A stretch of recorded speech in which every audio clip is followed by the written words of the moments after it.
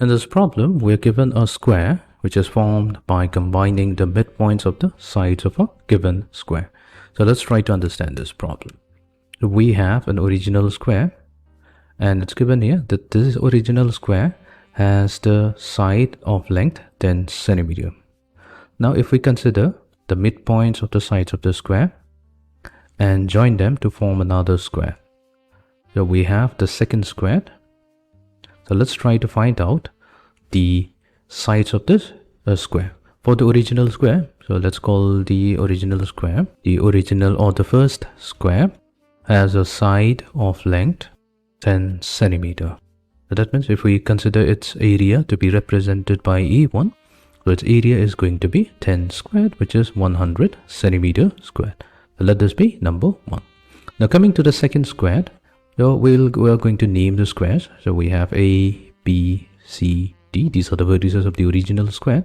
Then we have the second square. So let's call it A1, B1, C1, and D1. Now for the second square, let's start with this particular side. So B1, C1. So we can easily find out B1, C1 by using the Pythagoras theorem, because this is a right angled triangle. So we have the right angled triangle B1 angle at right angle at C, C1.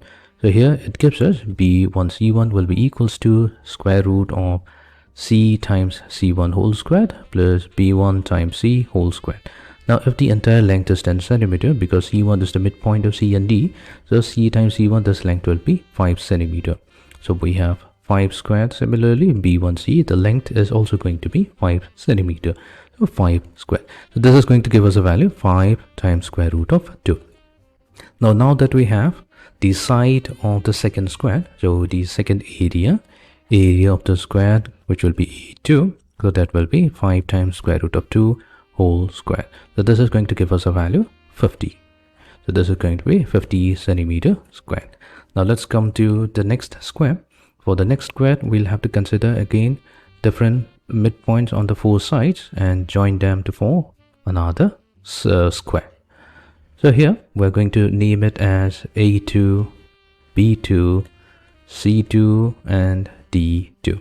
So let's try to find out the value of A2, B2. We can take any side. So here if we consider in the right triangle, A2, B1 and B2, so it's right angled at B1, then we can find out the value of A2, B2. So A2, B2 will be the square root of A2, B1 squared plus B1, B2 squared. So this is by using the Pythagoras theorem. Now we know that A2, so that is the midpoint of A1, B1. So we have already obtained the value of B1, C1, or the length of the square. So that's 5 times square root of 2. So its half is going to be 5 times square root of 2 over 2. So that means let's write down.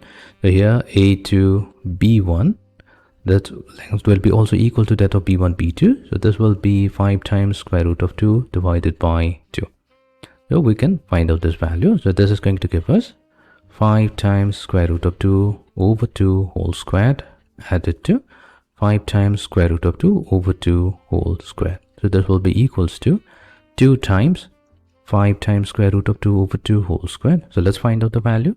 So now we're going to get 2 multiply 2. So 5 squared, that will be 25. Square root of 2 whole squared will be 2 divided by 2 squared in the denominator, which is 4. So 2 times 2 is 4. So this 4 goes away. We have square root of 25, which is equals to 5. So that means area of the third square. So area of the third square, which we will denote it by A3. So that's going to be equals to 5 squared, which is 25. So we can continue this trend. Now we have to find out the sum of the first area followed by the second area, then third area, and so on. So we obtained that the first area sum, the area of the first square is 100 centimeters squared, followed by the next one, which is 50. Then we have 25. So clearly this is a geometric series, infinite geometric series.